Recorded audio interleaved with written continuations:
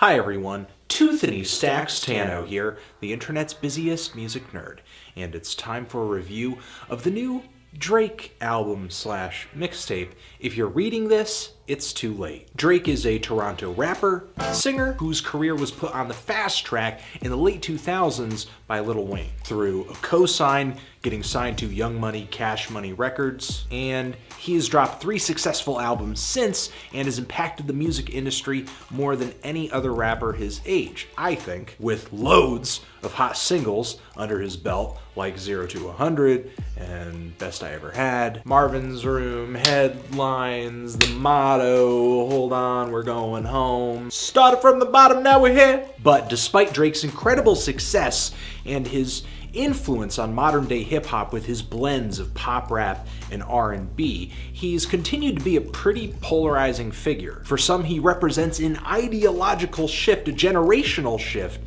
in hip-hop music, one that's less macho, more in tune with its emotions, which has been fuel for many an internet joke. Alright, review time, Drake, Take Care. But I'm not going to go too far into Drake's past since it's been so efficiently covered already by Cal Chuchesta. This dude's last album, Thank Me Later. Oh man, I hated that thing. To me, it just felt so whiny and depressing, and I really didn't understand why, and it awkwardly straddled hip-hop and R&B with this kind of underdeveloped persona, and I wasn't really surprised that it felt that way. Drake was kind of thrust into the limelight after only producing several mixtapes, and I think that led to this debut album being filled with terrible, melodramatic, and cheap lyricism. And even though I was getting all these vibes from this album, I didn't really necessarily assume that Drake's future stuff would sound exactly like that. Take Care doesn't come off like that to me, thankfully. There are some potholes on this album, and we will get into that, but overall, I feel like on this album, Drake feels more confident in his style,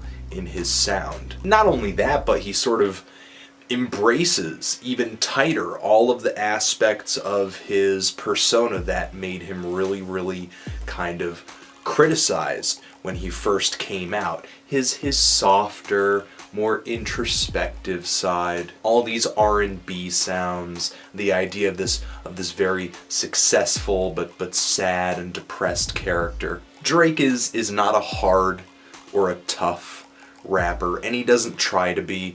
Even during his most boastful moments on this album, he comes across about just as fluffy as a Three Musketeers bar. You know, he's not a badass, but do we really need another badass in hip-hop? Do we? In my opinion, Drake's skill level is up on this album.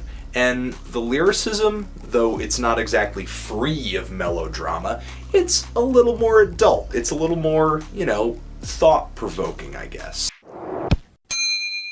You're gonna laugh at me for this one, but I think Drake's Marvin's Room is one of the most daring tracks over the last 5 years.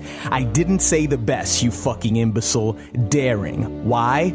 Well, at the peak of your popularity, try making a song that's centered around jealousy, self-loathing, alcoholism, and even being a trick within a culture where vulnerable transparency isn't a popular choice unless you're praising your mother or mourning the death of a dead comrade. I know what some of you purists out there are going to say. It's not very daring because it's a song triggered towards women, but listen, every groundbreaking moment in hip-hop doesn't have to be a huge masculine statement. Sometimes it can be sort of gay. Mind you, no one of these things would have the impact that they do if his music wasn't excellently crafted first. The work that goes into his music is a subject that would require an entire analysis of its own. The first key, and quite possibly the cornerstone of Drake's social impact, is his ability to undermine stereotypical masculine tropes in hip-hop and fill an emotional void that audiences hadn't even paid much mind to. In doing this, he becomes a hip-hop everyman by balancing sensitivity with bravado and arrogance. He is neither a cynical defeatist nor a superhero, but something more relatable in the middle. And the marriage of melodic R&B with aggressive hip-hop has allowed him to occupy two passionate genres at the same time, which give him the freedom to explore a much larger emotional palette than each individual genre would normally allow him to. Pushing back behind the curtain of theatrics, Drake has built an image off of the classic portrait of the everyman, the rapper that the average person could relate to.